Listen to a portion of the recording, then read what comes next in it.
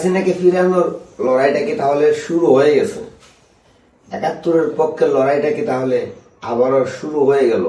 মুক্তিযুদ্ধের চেতনা লড়াইটা কি শুরু হয়ে গেল? এই ভিডিওটা কোথাকার সেটা একটু পরে বলতেছি।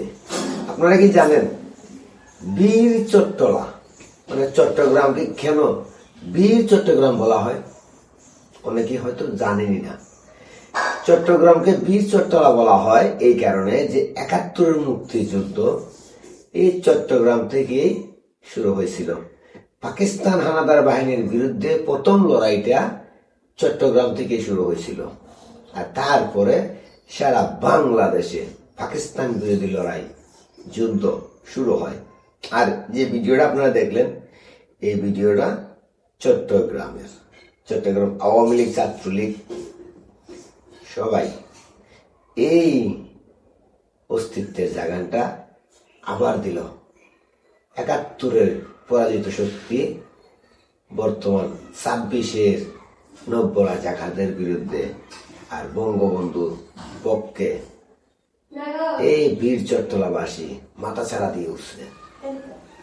তাহলে কি লড়াইটা শুরু হয়ে গেল ৭১-এর মতো?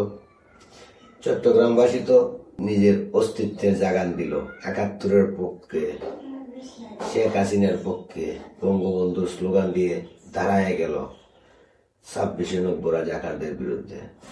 আপনারা কবে দাঁড়াবেন? কবে আপনারা রুখে দাঁড়াবেন দেশকে রক্ষা করতে, ২৪-এর নব্য রাজাকার মুক্ত করতে,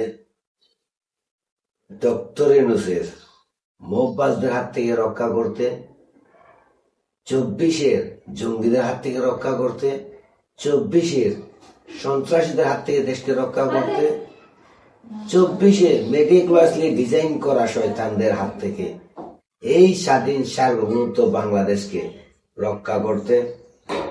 ধন্যবাদ চট্টগ্রামবাসী, ধন্যবাদ। আর আপনাদের স্যালুট। আর জানতে চাই আপনারা কবে রুখে দাঁড়াবেন, নিজের অস্তিত্বের জাগান কবে দিবেন চট্টগ্রামবাসীর মতো?